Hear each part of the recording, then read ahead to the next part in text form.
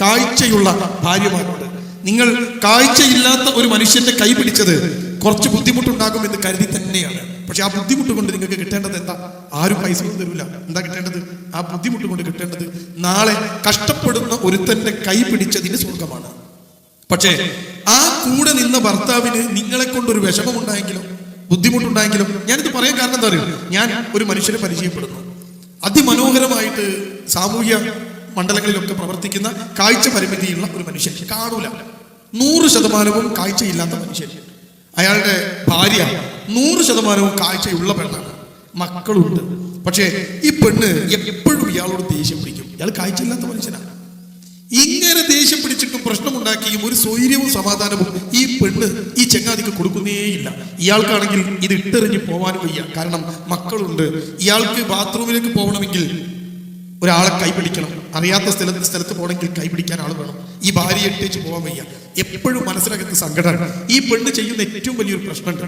ഇയാൾ വീട്ടിൽ വന്നിട്ട് ഈ ഭാര്യയെ ഇങ്ങനെ വിളിക്കും, ഖദീജ എന്ന് ഭാര്യയെ വിളിക്കും. ഖദീജ എന്നല്ല പേരിട്ടോ, ഞാനൊരു സാങ്കല്പിക പേരുണ്ടാക്കിയതാണ്.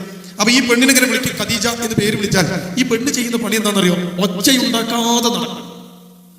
നിങ്ങൾക്കറിയാലോ, മിണ്ടല് പോട്ടെ, ഒച്ചയില്ലാതെ നടക്കും. ഈ പെണ്ണിന്റെ ഒരു ഒച്ച കേട്ടാൽ ഈ മനുഷ്യൻ ചെവി കൊണ്ട് അവൾ എവിടെയുണ്ട് എന്ന് പിടിക്കും. നിങ്ങൾക്ക് ഞാൻ പറയാത്തത് മനസ്സിലാവുമല്ലോ. കാഴ്ച കുറയുമ്പോൾ ചെവിക്ക് കേൾവി കൂടും. അപ്പൊ ഇയാൾ ഇങ്ങനെ ചെവി കൂപ്പിച്ച് വീട്ടിനകത്ത് കൂടെ ഇങ്ങനെ നടക്കും. ഇയാൾ നടക്കുന്നുണ്ട് എന്ന് അറിഞ്ഞിട്ട് പോലും ഈ ഭർത്താവിനെ ബുദ്ധിമുട്ടിച്ച് വിഷമിപ്പിക്കാൻ വേണ്ടിയിട്ട് ഈ പെണ്ണ് ഒച്ചയില്ലാതെ നടക്കും. ഇയാൾ വിളിച്ച് കൊയങ്ങും. അതിന്റെ മുമ്പ് കൂടെ ഇവിടെ പോകുന്നുണ്ടാവും, പാപം കാണുന്നില്ലല്ലോ. ഈ പെണ്ണ് ഇയാൾക്ക് ഇങ്ങനെ ബുദ്ധിമുട്ടാക്കണം. ഇയാൾക്ക് ജോലിയുണ്ട്, രാവിലെ ജോലിക്ക് പോകാൻ വസ്ത്രം എടുത്തു കൊടുക്കണം. അടിവസ്ത്രം ഉൾപ്പെടെ ഇയാളെ കയ്യിൽ ഇങ്ങനെ എടുത്തു കൊടുത്താലേ ഇദ്ദേഹത്തിന് അത് എടുത്ത് അണിയാൻ കഴിയുള്ളൂ.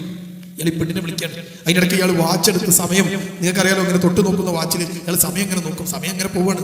ഇദ്ദേഹത്തിന് ബസ് കയറിയിട്ട് വേണം ജോലിക്ക് പോകാൻ. ഈ ഭാര്യ ഇയാളെ ബുദ്ധിമുട്ടാക്കിക്കൊണ്ടേയിരിക്കുന്നു. എന്റെ മുമ്പിലിരിക്കുന്ന എന്റെ പ്രിയപ്പെട്ടവര്, ഏത് സ്വർഗമാണ് നിങ്ങളെ കാത്തിരിക്കുന്നത്?